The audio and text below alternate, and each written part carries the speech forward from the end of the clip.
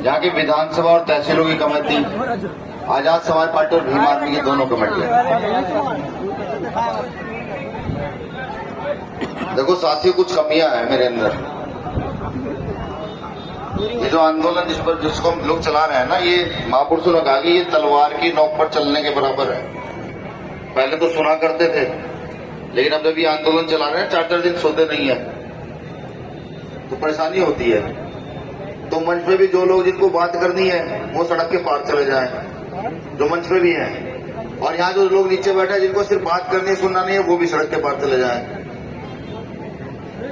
क्योंकि मेरा ये मानना है कि समय बहुत अमूल्य चीज है, इसको कभी बर्बाद नहीं करना चाहिए। अगर कहीं गए हो, या तो वहां से कुछ लेकर आओ या वहां पर कुछ देकर जाओ।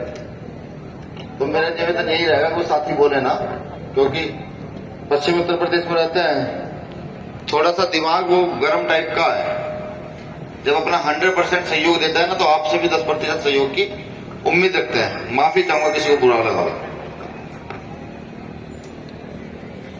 बहुजन महापुरुषों के चरणों में नमन करते हुए और फूले साहू पेरियार की इस विचारधारा को जो साथी चला रहे हैं, उन सभी को सल्यूट करते हुए आज एक नाम विशेष कर दूंगा, शिव दयाल चौरसिया जी का।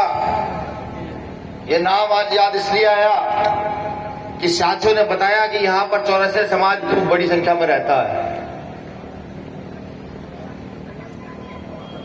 चौरसिया, माननीय शिव दयाल चौरसिया जी को पढ़ना चाहिए, संविधान सभा के सदस्य भी थे। भारत में जो लोक अदालतें लगती हैं, उनका आइडिया कहीं से आया तो माननीय शिव दयाल चौरसिया जी ने वो आइडिया दिया था। अब अगर मैं उनके द्वारा कही गई बातों को यहाँ कहना शुरू कर दूंगा तो कल यहाँ धार्मिक धुरंधर मेरे खिलाफ मुकदमे दर्ज कराएंगे, कहेंगे कि वो भीम आर्मी का एक कार्यकर्ता है तो और यहाँ पर आकर के धार्मिक भावना को ठेस पहुंचा कर गया है। तो उनको मैं चाहूंगा कि आप सब लोग पढ़ने का काम जरूर करें। मैं यहाँ बैठे हर उस साथी का शुक्रिया अदा करता हूँ, हर उस साथी का भी शुक्रिया अदा करूंगा जो मुझे ना चाहते हुए भी सुनने के लिए मजबूर है, क्योंकि मेरी आवाज वहां तक पहुंचेगी। उनका भी शुक्रिया अदा करता हूं जो लोग यहाँ अपना घर का काम छोड़ करके, अपनी मजदूरी छोड़ करके यहाँ आए हैं, जो माताएं यहाँ अपने घर का काम छोड़कर आई है, उन सभी का शुक्रिया अदा करता हूँ। आप सभी को इनकलाबी जय भीम भी पेश करता हूँ।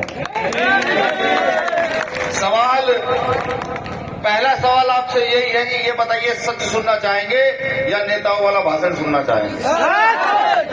देखिए, सच कड़वा होता है, कड़वा सुनेंगे। और अगर छतरपुर के लोगों को सच सुनना है तो वो कड़वा घूंट पीने के लिए तैयार रहिएगा। अभी यहाँ पर एक बात चल रही थी कि यहाँ एक माननीय महात्मा जी माननीय शिला लगा रहा हूँ कि देश के बहुत सारे लोग उन्हें मानते हैं। हालांकि मैं तो नास्तिक व्यक्ति हूँ, मुझे पता है जिस समाज से मैं आता हूँ उस समाज को आज भी इस देश में अधिकारों से वंचित है। वो समाज आज बहुत सारी जगह, ये तो मध्य प्रदेश है, यहाँ तो वो रोज पिटता है, रोज उसकी हत्या है, रोज बलात्कार होता है। इसलिए क्योंकि उनको भारत की बहुत बड़ी आबादी जानती है और मानती है, वो यहाँ रहते हैं और वो उनका पर्चों का बहुत बड़ा बिजनेस है कि वो पर्चे निकालते हैं। मैं तो उनसे निवेदन करूंगा कि साहब, ये जो हत्याएं बलात्कार दलितों के साथ होती है, इनके भी पर्चे निकालें आप। निवेदन है मेरा, जिससे कि बलात्कार होने से पहले प्रशासन को पता लग जाए कि आज बलात्कार होने वाला है, उसको रोका जा सके पूरे देश में। और अगर आप ऐसा कर देते हैं तो मैं एक बार आपके पास मिलने और आपसे बात करने जरूर आऊंगा, जिस दिन आप 10 बलात्कारियों के देश में बलात्कार होने से पहले पकड़वा देंगे। हालांकि आडम्बरी व्यवस्था, जिस व्यवस्था का हम खंडन करते हैं, जिस व्यवस्था का खंडन तथागत बुद्ध, सतगुरु रैदास, गुरु नानक, संत कबीर, गुरु घासीदास,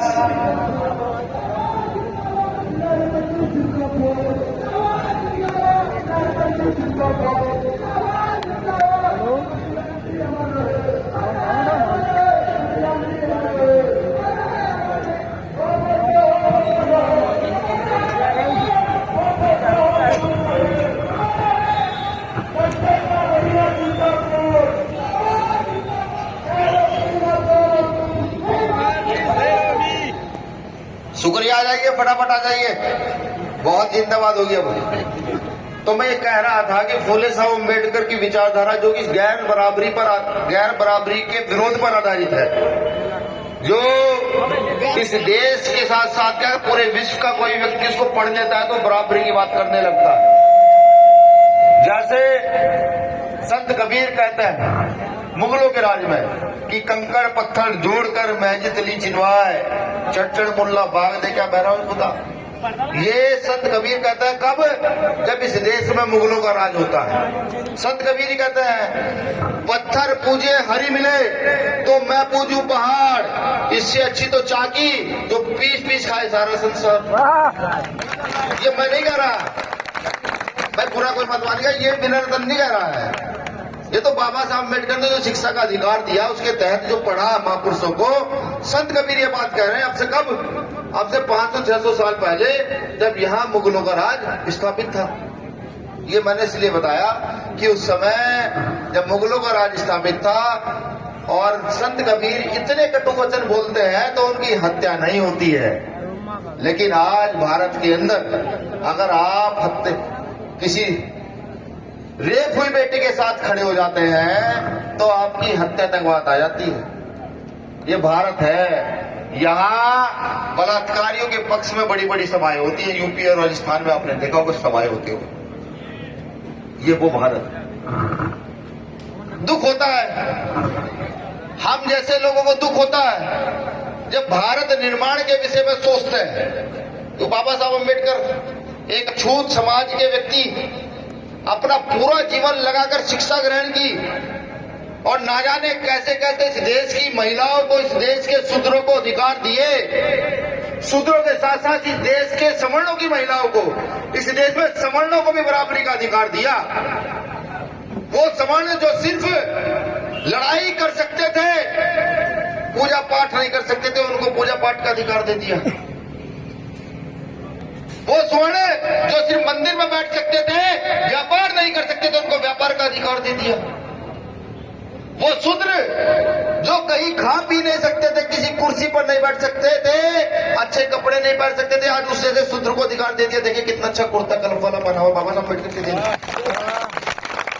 अभी थोड़ी देर में तालियां बजनी बंद होंगी, चिंता मत कीजिए।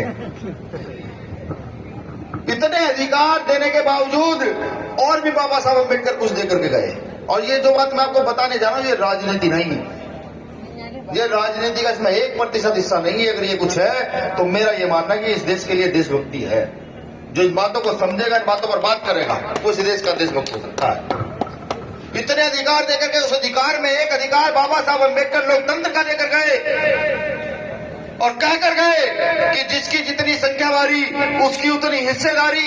लेकिन अफसोस जिस समाज में मैं जन्मा हूं, जिस समाज की बेटियों का शोषण सरेआम होता है, वो समाज जो रोज पिटता है, रोज बिकता है, ना जाने उसके साथ क्या क्या होता है। अफसोस उस समाज को जाग जाना चाहिए था, लेकिन वो आज भी गहरी नींद में सो रहा है।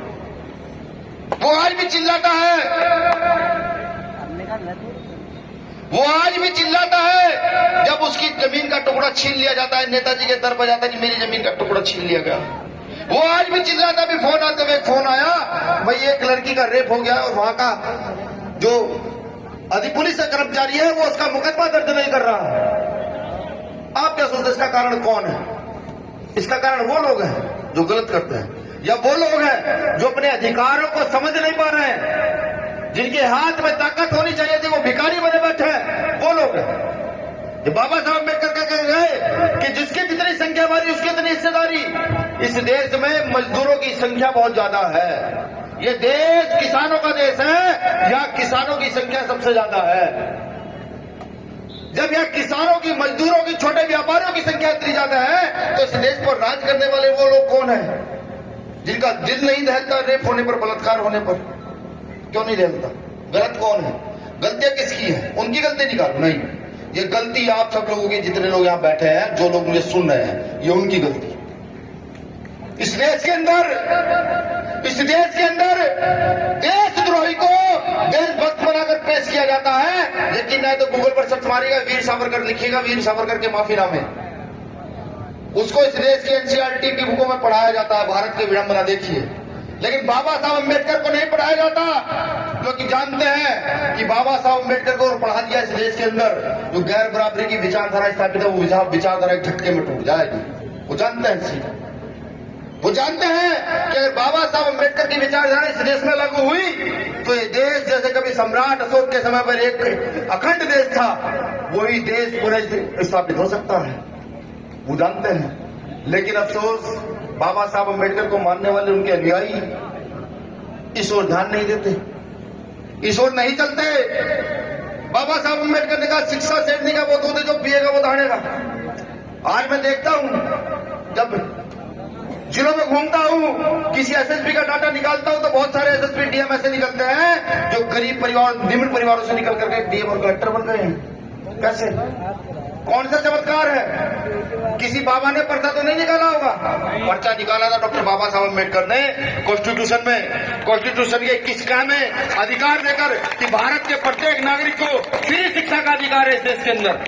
हम नहीं जानते, हम बिल्कुल नहीं जानते। हम प्राइमरी स्कूल में जाकर टीचर से सवाल नहीं कर सकते, हम अपने एमपी से सवाल नहीं कर सकते कि हमारे स्कूल की बिल्डिंग खराब है इसे ठीक करा दो। कौन है निकम्मा? ईमानदार से बता, हाथ उठा के बता, बहुत तालियां बज रही थी। कौन है निकम्मा? वो लोग हैं, हम लोग हैं, हमें ना। क्यों?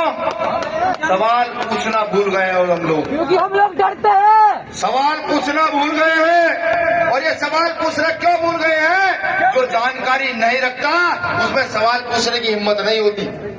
हम जैसे लोग रखते हैं जानकारी, बिल्कुल लगता है। आर्टिकल 19 आजादी देता है, अपनी बातों को अभिव्यक्ति की आजादी देता है कि कहीं गली चौक चौराहे पर खड़े होकर मैं कहीं पर भी बोलूं, ये मेरा कॉन्स्टिट्यूशन मुझे आजादी दे रहा है कि अगर कहीं गलत होता है तो मैं किसी भी चौराहे पर खड़े होकर के अपनी बातों को बुलंद कर बताना शुरू कर दूं। आज देश की स्थिति देखिए कहां जा रही है। बाबा साहब अम्बेडकर ने कहा जिसकी जितनी संख्या बारी उसकी उतनी हिस्सेदारी। हम ये कहते हैं जिसकी जितनी संख्या बारी उसकी उतनी जिम्मेदारी। सोचिए देश कहां जा रहा है। इस देश का रेलवे भी कहा, एयरलाइंस भी की, LIC भी की, BSNL भी कहा। धीरे धीरे इस देश का व्यापारीकरण कर दिया गया और हम मौन। अगर किसी देश की वर्दी को बेच दिया जाए, गौर से सुनिएगा सब, विश्व के किसी भी देश की वर्दी को बेच दिया जाए जहां पर मानव जीवन है तो उस देश का बर्बाद होना तय है। इस देश की वर्दी को बेच दिया गया, अग्निवीर के रूप में बेच दिया गया। कल क्या होगा? वो अग्निवीर टाटा बिरला के कदमों में होगी, उनके पैसों पर चलती होगी। तो क्या न्याय की उम्मीद करते हैं आप लोग? हो जाएगा न्याय? आज तक तो नहीं हुआ, आगे कैसे हो जाएगा? मैं कहता हूं लोगों से भी जो सिर्फ धर्म और जाति के विषय में सोचते हैं, जो भारत माता की जय कहने को देशभक्ति और देश प्रेम बताते हैं, जो सिर्फ जय श्री राम के नाम पर ये सोचते हैं कि यही देशभक्ति है। मैं तो कहता हूं नहीं, यहाँ सरकारी कर्मचारी भी हैं, यहाँ व्यापारी भी हैं, यहाँ मजदूर भी है। देशभक्ति कहीं है तो खुद से करप्शन खत्म करना शुरू कर दीजिए, रिश्वत देना और रिश्वत लेना बंद कर दीजिए, उसे देशभक्ति कहा जा सकता है। यहाँ के पूर्व प्रधानमंत्री एक बात कहते हैं, जब मैंने उन्हें पढ़ा तो एक लाइन पढ़ी, वो मैंने 50 बार पढ़ी। उन्होंने कहा भारत की उन्नति का रास्ता भारत के खेतों और खलिहानों से होकर गुजरता है। वो चाहते ये भी कहते कि भारत की उन्नति का रास्ता भारत के धर्मों से होकर गुजरता है, नहीं कहा। उन्होंने कहा भारत की उन्नति का रास्ता भारत के खेतों खलिहानों से होकर गुजरता है। तो आप समझिए खेतों खलिहानों से होकर वो इसलिए गुजरता है क्योंकि उन खेत खलिहानों में किसान और मजदूर वास करते हैं। जब उन किसान मजदूर का उत्थान होगा तब इस देश के नागरिक का उत्थान होगा और तब इस देश को महान देश बनाया जा सकता है। ऐसा नहीं हो रहा है। आज तो जातीय प्रभाव इतना प्रबल है कि हम बोलते हैं। कल ही मैं ग्वालियर से जब आ रहा था तो मध्य प्रदेश की सीमा के पीछे से कुछ एक गाड़ी लगी। मैं उन भाइयों को भी कहता हूँ गाड़ी पीछे क्या लगाते हो, वीडियो क्या बनाते हो? अगर तुम्हें गोली मारने का शौक है तो बताइए, अगर तुम्हें वैचारिक डिबेट का शौक है तो बताइए, तुम्हें जिस चीज का भी शौक है उसी का बताइए। आता है विनर्तन करता है बात तुमसे आकर के, वो गोली की हो, वैचारिक हो, किताबों की हो, शास्त्रों की भी हो, तो उसको भी बहस करने के लिए हम जैसे लोग तैयार हैं। तो गाड़ी पीछे लगती है, 2 जगह वीडियो बनाई जाती है, प्रशासन को सूचना देती है भाई ये हुआ। अब क्योंकि मुझे पता है मैं कोई नेता तो नहीं हूं, कोई नेता होता तो सब प्रशासन हिल चुका होता, नहीं। मुझे पता हत्या भी हो सकती है, लेकिन वो लोग ये जान ले कि जिस दिन हम जैसे लोग मरेंगे ना, हमारे मरने के बाद हम जैसे हजारों लाखों लोग खड़े होंगे इस माइक को लिए। अरे जो जन सैलाब खड़ा हो रहा है, ये किसी की जाति किसी धर्म उत्थान के लिए नहीं है। तो ये सोचता हो किसी जाति किसी धर्म उत्थान के लिए है, नहीं। ये भीम आर्मी का जन सैलाब इस देश के नव निर्माण के लिए है, इस देश के उन अधिकारों के लिए है, उन लोगों के लिए है जिनके अधिकार से, जिन लोगों को आज तक अधिकार से वंचित रखा गया, ये उनके लिए है जहां आज तक भी शिक्षा का प्रचार प्रसार नहीं हो पाया। ये भीम आर्मी इसलिए है कि कॉन्स्टिट्यूशन के सही अधिकार बताए जा सके। जब कॉन्स्टिट्यूशन के सही अधिकार पता होंगे तो किसी की औकात और हैसियत नहीं होगी, वो आप लोगों का शोषण कर जाए। कॉन्स्टिट्यूशन कहता है कि अगर आपके थाने का थाना अध्यक्ष आपके SC/ST एक्ट में जो कार्रवाई होनी चाहिए नहीं करता, तो आप उसको 24 घंटे के बाद मुकदमा दर्ज कर सकते हैं, CO पे कर सकते हैं, SSP पे कर सकते हैं, कलेक्टर पे कर सकते हैं। लेकिन जानकारी कहां से आएगी? वो पढ़नी पड़ेगी, वो पढ़नी पड़ेगी। वो लोग ये चाहते हैं, वो बार बार हमारी क्षमताओं को ललकारते हैं कि हम हथियारों की ओर कन्वर्ट हों। वो कभी हमारी बेटियों के साथ गलत करते हैं, कभी वो हमें पीटते हैं, कभी झूठे मुकदमे लगाकर जेल भेज देते हैं, कभी हमारी मजदूरी नहीं देते, कभी हमारे मुंह पर पेशाब करते हैं। वो ये चाहते हैं हम हथियारों की ओर जाएं। तो मैं बताऊं साहब, जिस कौम से हम आते हैं उस कौम से हथियारों का बड़ा पुराना नाता रहा है, बड़ा पुराना। वो चाहे इस देश का चंवरवंशी इतिहास रहा हो, वो चाहे इस देश का भूमिया कोरे गांव का इतिहास रहा हो, वो चाहे तो याद करें कि जब अंग्रेज उस समय सन 1942 के समय पर जब अंग्रेज सारी रेजिमेंटों को भेज देते हैं सुभाष चंद्र बोस से युद्ध लड़ने के लिए, उस समय एक रेजिमेंट समान रेजिमेंट हथियार डाल करके सुभाष चंद्र बोस के साथ खड़ी हो जाती है। हम तो उस इतिहास के तो इतिहास हथियारों से तो पुराना नाता रहा है। लेकिन बाबा साहब अम्बेडकर ये बताकर गए कि हथियार व्यक्ति को नहीं बदल सकता। हथियार से हत्या की जा सकती है, व्यक्ति को नहीं बदला जा सकता। व्यक्ति को बदला कर जा सकता है तो कलम और विचारों से बदला जा सकता है, दूसरा कोई ऐसा तरीका नहीं बदला जा सकता। मैं जब देखता हूं इतिहास की ओर, शहीद आजम भगत सिंह की ओर ध्यान जाता है कि 23 साल की उम्र में शहीद आजम भगत सिंह फांसी चढ़ जाते हैं, और आज उनको विश्व का बच्चा जानता है कि शहीद आजम भगत सिंह है कौन, कैसे? क्या इसलिए कि वो असेंबली में बम फोड़ देते हैं? नहीं, बल्कि इसलिए कि वो अपने आंदोलन को जन जन तक पहुंचाते हैं, अपनी वैचारिक क्षमता को बताते हैं और ये कहते हैं कि अगर यहां से गोरे अंग्रेज चले गए और अगर हम लोग शांत रहे तो फिर काले अंग्रेजों पर राज आ जाएगा। यहाँ हर वर्ग को, हर वंचित को बराबरी का अधिकार मिलना चाहिए। इस कारण तो आज भगत सिंह को पूछते हैं। जो लोग ये कहते हैं कि ये आजादी के लोग उनके खिलौने हो गए हैं, ये सिर्फ उन्हीं का नाम लेंगे धर्म के आधार पर, तो मैं उनको बताऊं साहब, इस देश में हम जैसे कुछ पागल भी पैदा हो गए हैं जो आपकी ट्विटर और व्हाट्सएप एकेडमिक से बहुत दूर रहते हैं, जो किताबों में आज भी विश्वास करते हैं, जो खोजते हैं चीजों को और खोजने के बाद बताते हैं कि सच ये नहीं है। इस देश में मुसलमान को गद्दार कह दिया जाता है। कभी पढ़ने का मौका मिले तो ब्रिगेडियर उस्मान को पढ़िएगा। जब पाकिस्तान से युद्ध चल रहा था तो पाकिस्तान के कर्नल ने कहा कि तुम भी मुसलमान और मैं भी मुसलमान, तुम पाकिस्तानी सेना में आ जाइए, हम तुमको ताम्र जब तक जिंदा रहोगे तब तक पाकिस्तान की आर्मी का चीफ बनाकर रखेंगे। ब्रिगेडियर उस्मान ने कहा नहीं, मेरे पूर्वज यहाँ इस मिट्टी में दफन है, ये देश मेरा देश है। इस देश के लिए एक ब्रिगेडियर उस्मान तो क्या हजारों लाखों ब्रिगेडियर उस्मान दफन होने के लिए तैयार है। आज उनको इस देश में आतंकवादी कह दिया जाता है। वीर अब्दुल हमीद अकेला आदमी न जाने कितने टैंक उड़ा देता है, उनको गद्दार कह दिया जाता है। समझिए देश की व्यवस्था किधर जा रही है। किसी भी देश में जब धर्म का प्रभाव बढ़े और वहां का युवा सिर्फ धार्मिक बातों को सोचना शुरू कर दे, वो तरक्की की ओर ना सोचे, तो उस देश पर संकट मंडराया हुआ है, उस देश पर गुलामी के बादल उन्हें से छाए हुए हैं। ये सब लोग ध्यान रखिएगा। कुछ लोग कहते हैं ये देश हिंदू राष्ट्र बन जाए, मैं पूछता हूं कैसे? ये हिंदू राष्ट्र बनेगा तो फिर वर्णों पर आधारित शासन की व्यवस्था होगी, और जब वर्णों पर आधारित शासन की व्यवस्था होगी तो महिलाओं को उस वर्णों में अधिकार नहीं है, शूद्रों को अधिकार नहीं है, तो मुझ जैसे व्यक्तियों को क्या होंगे, हत्याएं होंगी। क्या ऐसा शासन चाहते हैं आप लोग?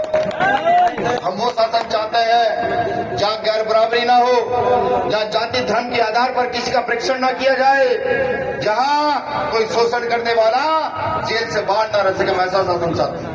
ये स्थापित होगा, ये हमारे पूर्वजों ने कर दिखाया है। मैं फिर दोबारा सम्राट अशोक का नाम लूंगा, पढ़िएगा सम्राट अशोक को। तलवार के नोक पर इस विश्व के अंदर सबसे प्रतापी राजा रहा। तलवार के नोक पर, खून खराबे पर राज स्थापित किया, लेकिन जैसे तथागत बुद्ध की शरण में गया, हथियार नीचे डाल दिए, बिना हथियारों का राज इस देश में स्थापित कर दिखाया और एक प्रचंड राज इस देश में किया। ऐसे लोगों के वंशज हैं हम लोग, हम फिर भी मौन हैं। मैं पूछता हूं आप से, जब बाबा साहब अम्बेडकर वोट का अधिकार देकर गए और बता गए कि जिसकी जितनी संख्या बारिश कितनी हिस्सेदारी, तो इस देश का राजा किसे होना चाहिए था? वो 85% लोग, वो कमेरे लोग जो ठेली लगाते हैं, जो सफाई करते हैं, जो छोटे किसान हैं, जिनकी छोटी छोटी दुकानें हैं, इनके बीच का राजा होना चाहिए था। राजा कौन है? राजा कौन है? फोटो खिंचवाने वाला, अच्छी अच्छी बातें करने वाला। मैं पूछता हूं आपसे, रोटी का दर्द अगर कोई बता सकता है तो भूखा बता सकता है। अगर आप ये चाहते हैं कि एक मंत्री एमएलए का बेटा कोई रोटी का दर्द बताएगा कि भूख का एहसास क्या होता, तो नहीं बता पाए। आप बता सकते हैं, मैं बता सकता हूं। हम लोग बताइए, फोर्स यहाँ खड़ी है, ये बता सकते हैं कि भूख क्या होती है। जिसको भूख का अर्थ पता है, वही तो जाकर विधानसभा संसद में कहेगा कि रोटी का असर क्या होता है, रोटी की भूख क्या होती है। ये नहीं हो रहा है, क्योंकि जिस देश की जनता उलझकर अंधी हो जाए, जिस देश की जनता सोचना बंद कर दे, जिस देश की जनता किसी को भी सुनकर उसकी बातों में आ जाए, उस देश का उत्थान नहीं हो सकता साथी। उस देश की संसद विधानसभाएं गूंगी बहरी हो जाती है, जिस देश की जनता सोने पर आमादा हो जाती है। और खास तौर से इस देश का बहुजन सोने पर आमादा है। वो जैसा कोई अगर कह देता है वैसा मान जाता है। मैं वोट मांगने आपसे नहीं आया, ना एक बार भी कहूंगा कि तुम मुझे वोट दो, बिल्कुल नहीं कहूंगा। भीम आर्मी संगठन का जिम्मेदार पदाधिकारी हूं। इस संगठन ने एक पार्टी का भी निर्माण किया, आजाद समाज पार्टी कांसीराम, उसका भी निर्माण किया है।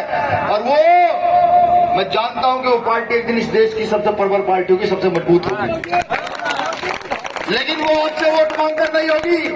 मैं जानता हूं जिस दिन आप लोगों के अंदर विचारों का समावेश हुआ, जिस दिन आपने ललित सिंह यादव को पढ़ा, पेरियार को पढ़ा, जगदेव प्रसाद कुशवाहा को पढ़ा, रामस्वरूप वर्मा को पढ़ा, बाबा साहब अम्बेडकर को पढ़ा, उस दिन उस पार्टी का मजबूती के साथ इस देश में उदय होगा, उसको कोई रोक नहीं पाएगा। लेकिन ये वैचारिक मजबूती होगी कैसे? क्या इस पर कोई पर्चा निकलेगा कि एक पर्चे पर लिख दिया जाएगा कि जाइए हो गई वैचारिक मजबूती, हो जाएगी?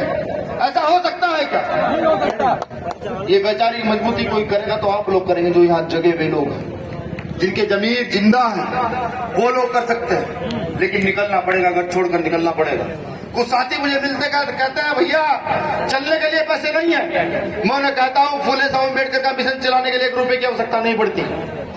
अगर आप ठान ले कि नहीं मुझे मिशन चलाना है, तो अपने गांव की परिधि का 1 किलोमीटर चयनित कीजिए, इससे ज्यादा बड़ा एरिया नहीं। मुश्किल से 5 या 7 गांव आपके परिधि उस 1 किलोमीटर की परिधि में आएंगे, और 1 किलोमीटर तक आदमी पैदल चला जाता है, कोई परेशानी नहीं होती। शाम को मजदूरी करने के बाद भी चला जाता है। उन 5 गांव का टारगेट कीजिए, उस 5 गांव की समस्या नोट कीजिए, उस 5 गांव का शैक्षिक स्तर नोट कीजिए, सर्वे कीजिए और देखिए कि वहां कितनी बेटी अच्छा पढ़ने वाली है, कितने बेटे अच्छे पढ़ने वाले हैं, किसकी रुचि कहाँ है, उनको आगे बढ़ाइए। उनको इस गैर बराबरी की विचारधारा क्या है और बराबरी की विचारधारा क्या है, ये समझा दीजिए। इस देश का उद्धार हो जाएगा। एक व्यक्ति अगर अपने 1 किलोमीटर की परिधि, लेकिन हमने सोचना बंद कर दिया। कहीं नाच हो रहा होगा तो मजबूती से फोन उठाकर चले जाएंगे, गली खड़ंजों पर खड़े होकर के फोन, जो एंड्रॉइड फोन है उसमें देखेंगे, मूवी देखेंगे, सॉन्ग देखेंगे। जबकि इस देश के दलित आदिवासी पिछड़ों को, इस देश के अल्पसंख्यकों को ये जो फोन हाथ में तुम्हारे आया है, ये तुम्हारे उत्थान का सबसे बड़ा कारण होना चाहिए।